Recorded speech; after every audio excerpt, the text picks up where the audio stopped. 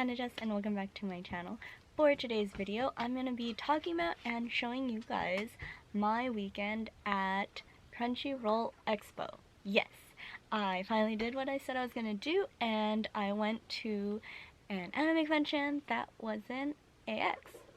Ooh. Anyways, why don't we just jump right into the vlog.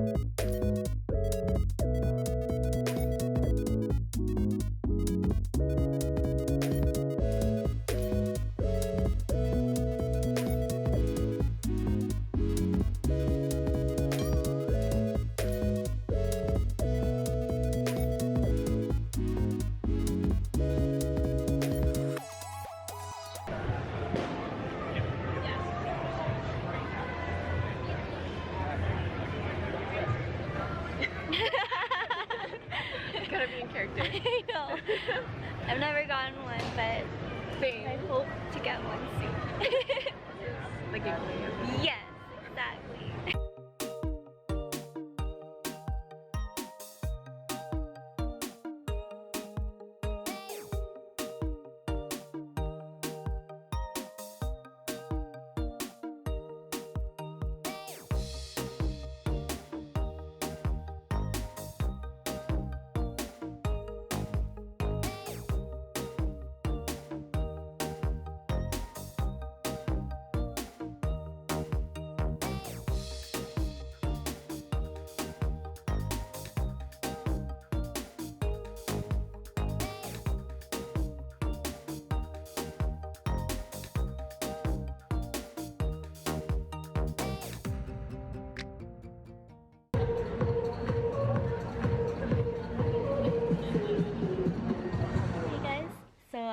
you enjoyed that little montage, vlogtage. Uh, my thoughts on Crunchyroll Expo, or CRX. If you guys didn't know, it's held up in San Jose, which is in NorCal. It's like an hour from San Francisco, and Crunchyroll like headquarters are in San Francisco. So I guess they wanted to like make it as close as possible to the headquarters. I know that for their first year they had it down here in Santa Clarita, and I don't think it did that well. From some sources, I heard that Crunchyroll hired like a company to do the first expo, but the last two, this year and last year's, they took it upon themselves to do it themselves. And from what I saw, it was pretty good. First of all, I thought it was a really great convention. I was there all 3 days, so I really had the time to experience it and kind of just, you know, enjoy my time there, which I don't get to do often. So that was really, really great. If you guys couldn't tell, the Crunchyroll Expo theme was like New Crunchy City airport vibes. So when you go in, you got like your badge, which looks like kind of like a passport boarding pass, like a ticket, and you like scan it and you go through the terminals. It was just really, really cute. I really appreciated all the details that went into like making it look like an airport, making it look like a different city, so you're kind of like immersed in Crunchy City and like just everything it has to offer. So yeah, as someone who like is very obsessed, very detail oriented, I definitely get what they're trying to go for. San Jose Convention Center is huge, you guys. I'm pretty sure they didn't even use the whole convention center, but everything was spaced out. I don't think there was a time where like I felt claustrophobic. Definitely in Artist Alley, there was a time where there was a lot more people than other times, so that like kind of caught me off guard. But I mean, it was in the same like exhibit hall, so we weren't in an underground parking lot AX with no air conditioning. For me, I probably think it was like the chillest convention that I've ever been to. I mean, I know that I work at a lot of conventions, so that's like maybe a biased answer, but it was just really, really nice. I enjoyed it thoroughly, you guys. There was actually a lot to do. First of all, they had a Gingy Ito Gallery, which was pretty cool. They actually stopped me from recording the exhibit, so I only got like the beginning, so you guys can enjoy these pictures. If you guys don't know who Gingy Ito is, he's a horror manga artist. He writes manga, and he actually was at the convention. So he did like autograph signings, he did some panels. So it's really, really cool to like see his artwork, and I think my favorite part of the gallery was his captions. It's just like awkward and like a little weird. So some other things that they had this little manga library. I don't know why they called it a library, because it was tiny and it was just two little bookshelves on a table. But I mean, if you just wanted to read manga, kind of get away from the exhibit hall and like the craziness, you had an opportunity to go read manga for free. There's also this place called the Quiet Room. It's actually laid back camp themed, and you guys, it was really, really cute. They had like a woodsy, like wood backdrop. They had like this little tiny cute fireplace. That's not real fire, you guys. It's not real fire. They had like little tents and little bean bags, and someone was some people were definitely sleeping, and if I wasn't alone, I probably would be sleeping too, or taking a nap. That would have been nice. Anyways,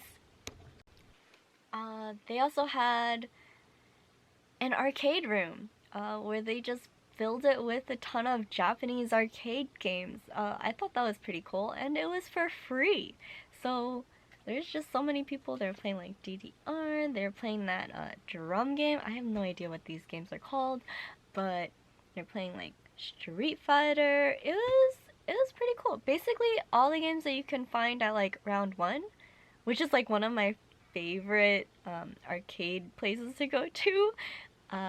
They had it. I wish they had the crane games because I probably would have been there a little too long. But yeah, it seemed like everyone who was in that room pretty much enjoyed their time. So yeah, this was my very first time at Crunchyroll Expo, and I would honestly go again. I would tell my friends to come with me. I would recommend it to you guys. Small convention, but I know for a fact it's gonna get huge. And I don't know if it gets huge. I don't know if they're gonna stay up there or if they're going to bring it back to LA, or try to at least bring it back to LA. We'll see. But yeah, get on it now if you guys wanted to see what Crunchyroll Expo was like, because I thought it was definitely worth it. Well, this is pretty much the end of the video. I did grab some stuff from the expo, but I might save it for next video, or maybe do a live and show you guys my small haul. Let me know what you guys think of that. If you guys have any other questions about the expo, comment them down below and I'll do my best to answer them. Make sure to like this video if you enjoyed it, if you thought it was helpful. Hopefully it like helps you decide if you were like a little bit iffy about attending, or you just needed a little push to go.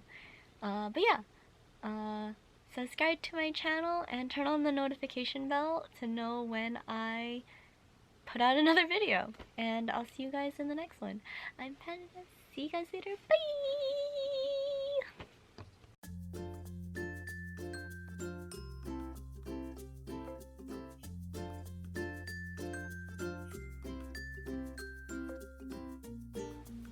Oh, yeah, you're big dog, yeah. You're protecting, yeah. Okay. Yes. I know, you're doing a very good job. Wonder how long this is gonna go on, you guys. Are you done? Oh, no.